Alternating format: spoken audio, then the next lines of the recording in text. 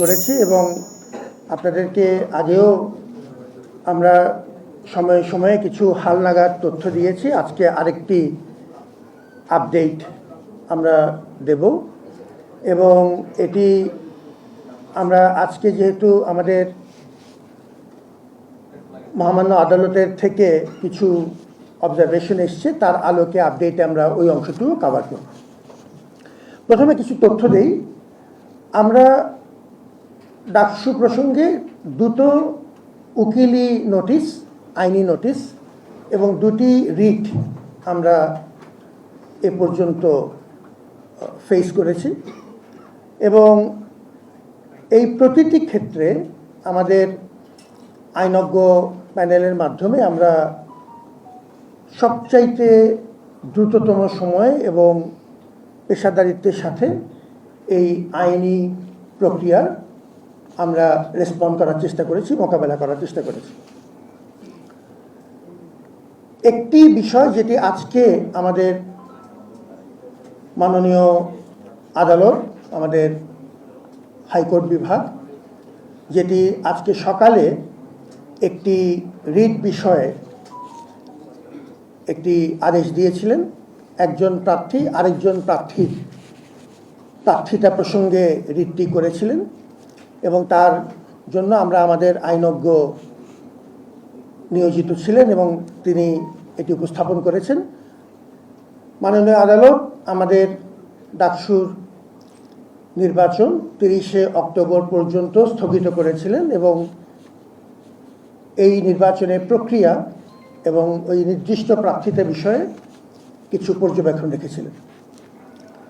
এর পরবর্তীতে আমাদের চেম্বার জজ আদালতে আমরা আমাদের আইনজ্ঞের মাধ্যমে, আমাদের নির্বাচন কমিশনের পরামর্শে এবং আমাদের ছাত্রদের ব্যাপক আগ্রহের পরিপ্রেক্ষিতে আমরা সঙ্গে সঙ্গে চেম্বার জজ আদালতে আমাদের ওই রায়ের বিরুদ্ধে আপিল করেছিলাম এবং আপনারা জানেন যে সেই আপিলে এবং এই ঘটনাটি 3-4 ঘন্টার মধ্যেই উপস্থাপিত হয়েছে এবং সেই আপিলে আমাদের মহামান্য হাইকোর্টের যে আদেশ সেটি স্থগিত করা হয়েছে এবং আমি আমাদের আইনজ্ঞ প্যানেলের বিজ্ঞ সদস্যবৃন্দের 2-3 জনের সাথে কথা বলেছি যে এর সহজ ভাষা, এর অর্থ কী।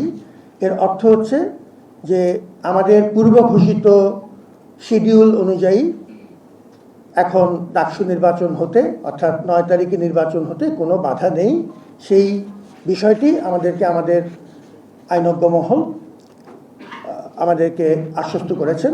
আগামীকালকে ওই মামলার শুনানি আছে। যেহেতু মামলাটি একটি বিচারাধীন প্রক্রিয়ার মধ্য দিয়ে যাচ্ছে, আমরা এই বিষয়ে আমি আর কোনো মন্তব্য করব না।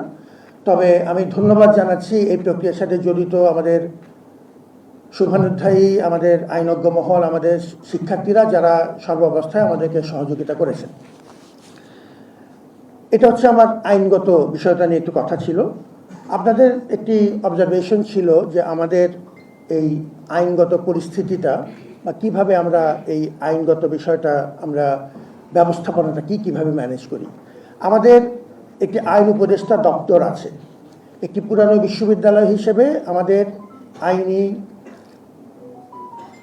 কাঠামো এখনও খুবই দুর্বল অবস্থায় আছে। আমাদের একটি আইন উপদেষ্টা দপ্তর, তাতে একজন মাত্র আইন উপদেষ্টা আছেন, এতদিন তিনিই ছিলেন এবং তার সাথে একজন সহকারী রেজিস্ট্রার, 2জন সহকারী রেজিস্ট্রার এবং একজন ডেপুটি রেজিস্ট্রার আছেন। একটি এত বড় বিশ্ববিদ্যালয়ের জন্য, 104 বছরের পুরানো বিশ্ববিদ্যালয়ের জন্য এটি অত্যন্ত অপ্রতুল একটি অফিস। সেই বিবেচনাতে আমরা আমাদের আইন উপদেষ্টা দপ্তরের সহযোগিতায় আমরা সিনিয়র ম্যানেজমেন্ট টিমের অনুসমর্থনে এবং সিন্ডিকেট কর্তৃক পাশকৃত 12 সদস্যের একটি বিশেষজ্ঞ প্যানেল তৈরি করা হয়েছে। এই প্যানেলভুক্ত বিশিষ্ট আইনজীবীগণ, আপনারা যদি চান আমরা একটি লিস্ট আপনাদেরকে সরবরাহ করব। তারা আমাদের অ্যাজ অ্যান্ড ওয়েন নিডেড, প্রয়োজনের ভিত্তিতে তাদের আমরা সার্ভিস চাই এবং এখন পর্যন্ত তুলনামূলকভাবে আমরা আইনগত এই যে অপ্রতুলতা আমাদের ছিল তার অনেকটুক এই আইনগত বিশেষজ্ঞ প্যানেলের মাধ্যমে যারা পার্ট টাইম লয়ার হিসেবে আমাদের সাথে যোগ দিয়েছে তাদের প্রতি আমরা অত্যন্ত কৃতার্থ এবং এই ক্ষেত্রে আমরা কিছুটা এখন আমাদের এই দুর্বলতা কাটিয়ে উঠতে পেরেছি। আমাদের আজকে যিনি আমাদের আইনজীবী হিসেবে কাজ করেছেন জনাব মোহাম্মদ শিশির মনির, তিনি ওই প্যানেলের একজন সদস্য। এই প্যানেলে আরও বিশেষজ্ঞ আইনজ্ঞরা আছেন, অনেকেই আছেন এবং সাধারণত এটি একটি নির্দিষ্ট প্রক্রিয়াতে আমরা এই বিচারের মামলাগুলোর নেচার এবং অন্যান্য ডাইনামিক্স বিবেচনা করে আমরা তাদেরকে সাধারণত নির্বাচিত করি এবং আমাদের একটি বিশেষজ্ঞ আমাদের একটি কমিটি আছেন যাদের মাধ্যমে এই কাজটি করা হয়। আমাদের একটি বিষয় উল্লেখ করা প্রয়োজন এবং এটি বলে আমি কথাটি শেষ করব। আমি আগেও বলেছি যে ডাকসু নির্বাচন একটি চ্যালেঞ্জিং প্রক্রিয়া এবং এই বিষয়ে কোনো রাগঢাক নেই। একটি চ্যালেঞ্জিং প্রক্রিয়া, অভ্যন্তরীণ বহিস্থ বহুমুখী বাধা বিপত্তি আসবে এবং আসছে। কোনো কোনো ক্ষেত্রে আমরা যতটুকু আশঙ্কা করেছিলাম তার চেয়ে পরিস্থিতি ভালো আছে, কারণ ব্যাপকভাবে আমাদের শিক্ষার্থীদের সাড়া আছে এবং আমরা আমাদের অংশীজনদের সাথে বিস্তারিত আলোচনা করেই মাঠে নেমেছি।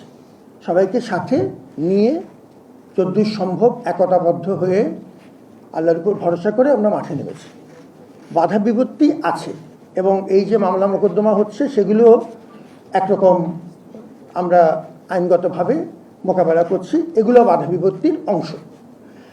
আমি একটা জিনিস খেয়াল করলাম যে কোনো কোনো মহলে বলা হচ্ছে, আমাদের প্রার্থীদের মধ্যেও কেউ কেউ বলছেন যে এই যে আজকে যে আমাদের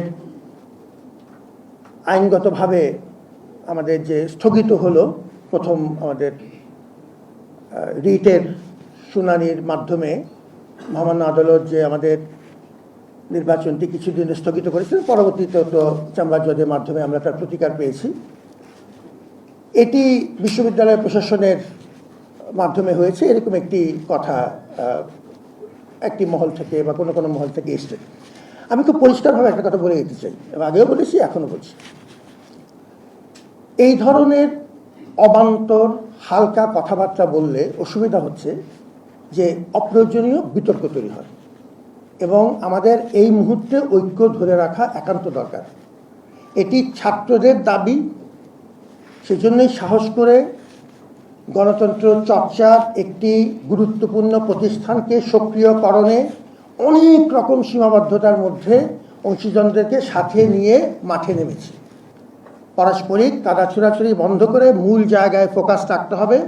আমাদের যারা প্রার্থী আছেন, আমাদের যারা ভোটার আছেন, তাদেরকে আমি আগেও বলেছি এখনও বলছি, ধৈর্যের সাথে সহনশীলতার সাথে মাথা ঠান্ডা রেখে যাবতীয় বিভিন্ন রকম বাধা বিপত্তি ষড়যন্ত্র মোকাবেলা করে আমাদের এগুতে হবে এবং সেই পরমত সহিষ্ণুতা থেকে আরম্ভ করে ধৈর্য বজিয়ে রাখতে হবে। অবান্তর কথাবার্তা বলা যাবে না। সর্বাবস্থায় তথ্য উন্মুক্ত করে দিতে হবে। সাংবাদিকরা আমাদের বন্ধু, এই তথ্য উন্মুক্তকরণের মাধ্যমে এই প্রক্রিয়াতে আমরা তুলনামূলকভাবে যত স্বচ্ছ থাকব তত আমাদের এই বিভিন্নমুখী যে বাধা বিপত্তি সেটি মোকাবেলা করা সহজ হবে এবং ঐক্য ধরে রাখার কোনো বিকল্প নেই। আমরা খুব কাছাকাছি সময়ে চলে এসেছি। একটি গুরুত্বপূর্ণ মাইল ফলক ঢাকা বিশ্ববিদ্যালয়ে আপনাদের সবাইকে সাথে নিয়ে আমরা অর্জন করার পথে এগিয়ে যাচ্ছি। আমরা মানুষের শুভ বুদ্ধিতে ভরসা করছি, আমরা আল্লাহর উপর ভরসা করছি এবং আমরা আমাদের শিক্ষার্থীদের এখন পর্যন্ত যে ব্যাপক সাড়া আছে, ব্যাপক আগ্রহ আছে এবং আমাদের অংশীজনদের যে সহযোগিতা আছে, এই ভরসাতে আমরা এই কাজে এগিয়ে যাচ্ছি। আপনাদের সবার সহযোগিতা প্রয়োজন এবং যে কথাটা আমি বলেছি আপনাদেরকে নিয়মিতভাবে আমরা আপডেট করতে থাকি যাতে তথ্যের কোনো ঘাটতি না থাকে। ভালো থাকুন। আমার জন্য অপেক্ষা করবার জন্য ধন্যবাদ জানাচ্ছি, কৃতজ্ঞতা প্রকাশ করছি।